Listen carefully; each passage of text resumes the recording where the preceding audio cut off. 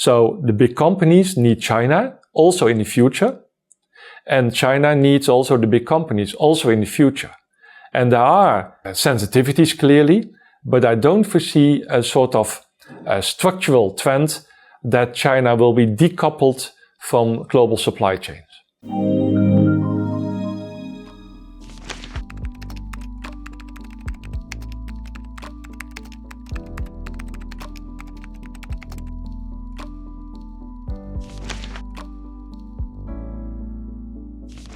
If you look at big companies in China, they are here already for 20, 30 years. They invest a lot of money to build their presence here.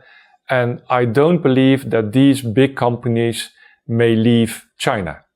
Of course, there are, if you look at plans for expansion, maybe they are not reinvesting their profit in China, but they may do that in other parts of the world. That is possible. But I would not expect a big trend that companies are leaving China. Maybe small, medium-sized enterprises are doing that because they are a little bit more footloose than the big companies.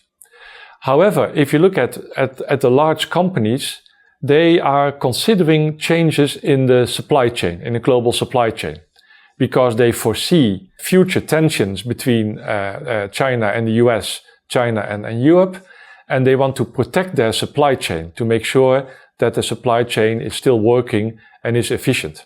And for that, you see some developments. For example, they may make the statement that they produce where they are consuming the product.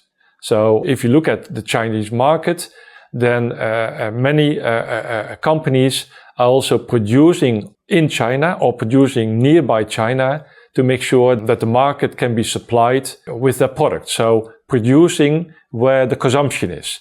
Again, that can be China related, but it can also be Asian related. There's also a trend that they want an alternative for the bilateral components or the bilateral flow between the US and China.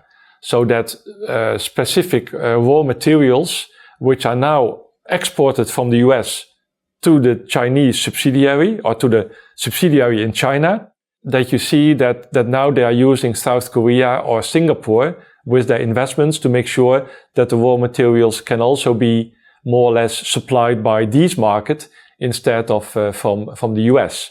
So they are building up parallel supply chains. And you may refer to that as the China plus one strategy, that it is not only supply chains where you have dependence on China, but you also are looking for alternatives. It does not mean that you are leaving China, but there will be a sort of additional parallel supply chain than only the Chinese supply chain. And by the way, I think also for China, it is impossible or not very wise to decouple fully from the global supply chain. So the Chinese economy also needs part of the supply chain. So the big companies need China also in the future, and China needs also the big companies also in the future. And there are sensitivities clearly, but I don't foresee a sort of structural trend that China will be decoupled from global supply chains. Yes, clearly already in 2012, I think we had a lot of problems with the West of the inflow of solar panels from China.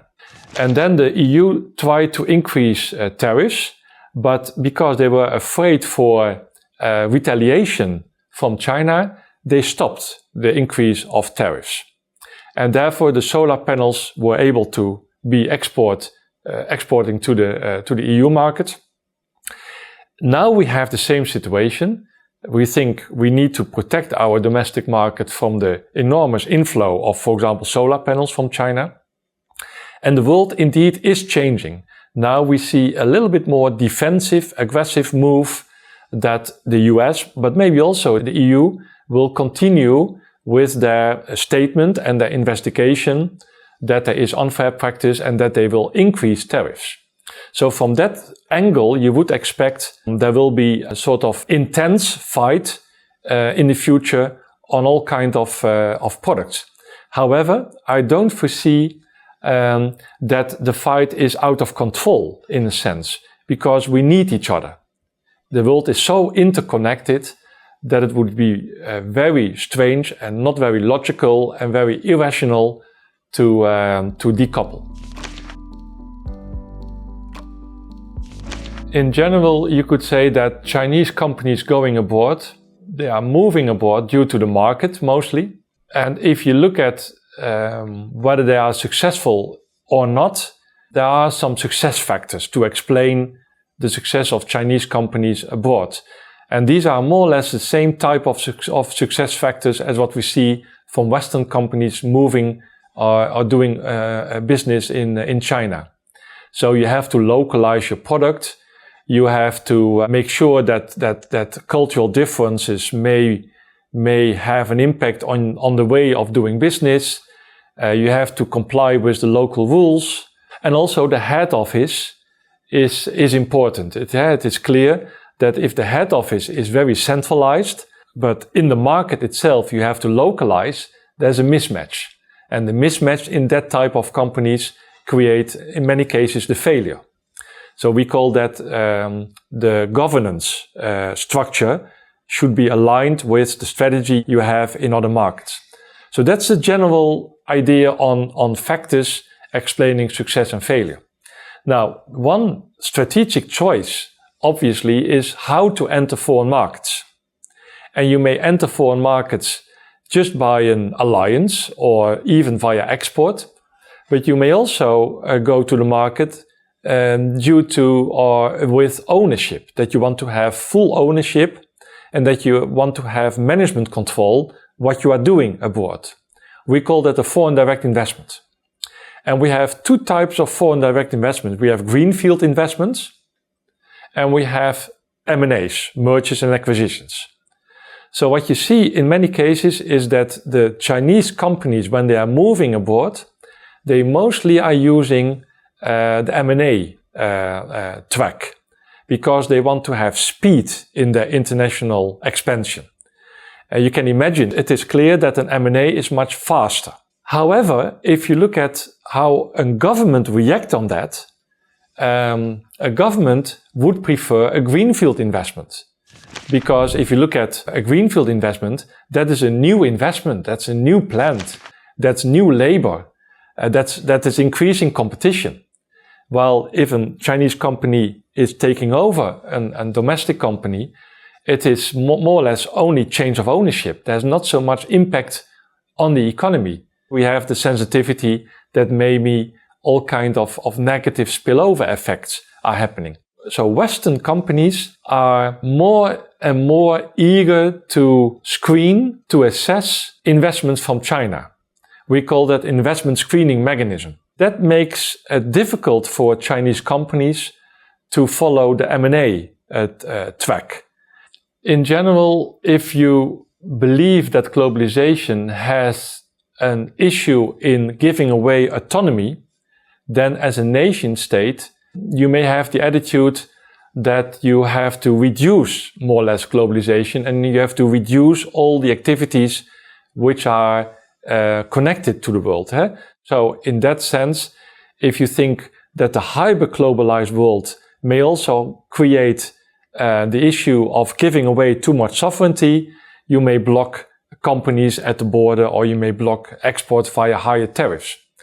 So the general vision, the general view of the Western economies nowadays is that hyper-globalization means that we have to give too much autonomy and that the role of the nation state therefore is under attack.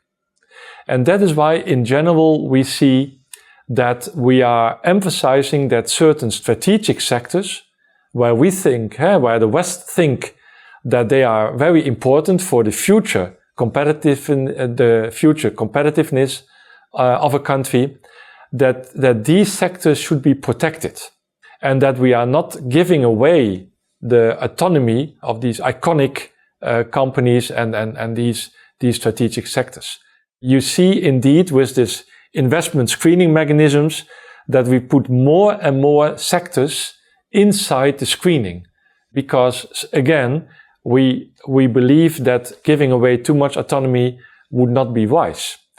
But there's another side on this, because I always hear from the Western point of view that if a Chinese company is taking over a high-tech company in the West, that we should block that because of the issue that maybe the knowledge will be transferred back to China. But I think that is a thinking mistake, because in many cases, Chinese companies are not looking for the knowledge today or the technical knowledge today, but they're also looking for the technological knowledge for the future. If they invest in a Dutch company, they will make sure that the Dutch company will develop, because they are looking for, obviously, future knowledge.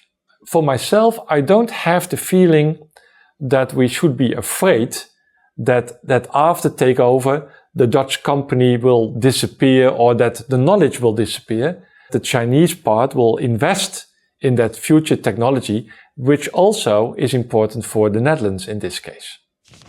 For up-to-date analysis and on-the-ground sentiments from China, click here to visit our website, thechinaacademy.org, and join our audience community of over 150 million followers.